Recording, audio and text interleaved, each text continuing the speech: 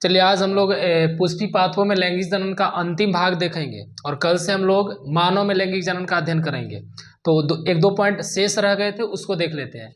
ये लिखा है कि अंडाशय तीव्रता से वृद्धि करता है तथा परिपक्व होकर फल बनाता है। इस अंतराल में बाह्य दल, पंखुड़ी, पुंकेसर, वर्तिकाग्र प्राय मुरझाकर गिर जाते हैं। प्रोसेस का होता है, यहाँ से परागकण से परागकोष निकलते हैं, वर्तिकाग्र पर आते हैं, एक लंबी नली बना लेता है परागकण, फिर वर्तिकाग्र में आता है परागकण, उसके बाद अंडाशय में आता है, उसके बाद जो अंडाशय के बाद जो बीजांड होता है उसमें जाता है, बीजांड के अंदर जो अंड कोशिका होते हैं उसमें चल जाता है परागकण, और पूरी तरह से क्या होता है, पूरी तरह से वहाँ युग्मनज जो है पूरी तरह से बन जाते हैं, पूरी तरह से संलयनित हो जाते हैं, और फिर क्या होता है वहाँ भ्रूण बनता है। अब भ्रूण बनता है उस कंडीशन में क्या होता है, अंडाशय पूरी तरह से वृद्धि करके पूरी तरह से परिपक्व हो जाते हैं और उसे फल बना देते हैं और फूल भी बना देते हैं। फूल बनता है उसके बाद ही फल बनते हैं। अब बन करके फिर क्या होता है, जब फल बन जाता है उस कंडीशन में क्या होता है, तो बाह्य दल, पंखुड़ी, पुंकेसर, वर्तिकाग्र ये सब मुरझा कर गिर जाते हैं। जब फल पूरी तरह से पक जाता है, बन जाता है, तो ये सारे के सारे चीजें मुरझा कर गिर जाते हैं। उसके बाद देख लेते हैं, बीज में भावी पौधा अथवा भ्रूण होता है जो उपर्युक्त परिस्थितियों में नवोद्भिद में विकसित हो जाता है। बीज किसी भी चीज का बिया अगर उसको देखोगे तो उसके अंदर क्या होते हैं, तो उसके अंदर होते हैं भ्रूण, बीज के अंदर भ्रूण होते हैं।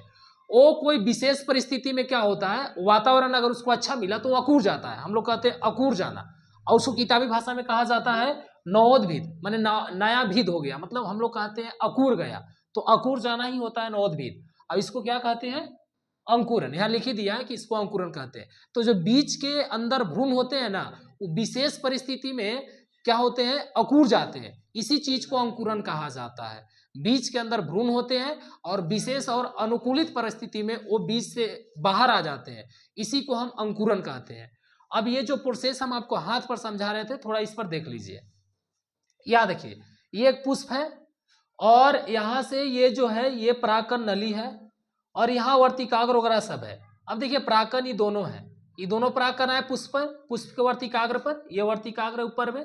अब यहाँ पुष्प है इस वर्तिकाग्र पर, ये जो आपको ऊपर वाला दिख रहा है ये वाला पार्ट, ये वर्तिकाग्र है। परागकण वर्तिकाग्र पर आए, वर्तिकाग्र के बाद कहाँ जाएंगे, पराग नली से होते हुए वर्तिका में पहुंचेंगे, बीच में एक वर्तिका होगा, वर्तिका, वर्तिका होगा, वर्तिका ऐसे नहीं लिखाएगा, ऐसे लिखाएगा। तो यहां से आए परागकण और यहां से पराग नली बना, ये जो आपको दिख रहा है ये पराग नली है, ये वाला पराग नली है। पराग नली से होते हुए वर्तिकाग्र में आए, वर्तिकाग्र से होते हुए अंडाशय में आएंगे, यहाँ अंडाशय है। इसके बाद अंदर जाएंगे, यहाँ क्या जाएंगे भाई, इसमें ये जो गोल वाला दिख रहा है इसको कहेंगे बीजांड, बीजांड में जाएंगे। और ये जो छोटा छोटा दिख रहा है ना, इसी को कहेंगे अंड कोशिका, अंड कोशिका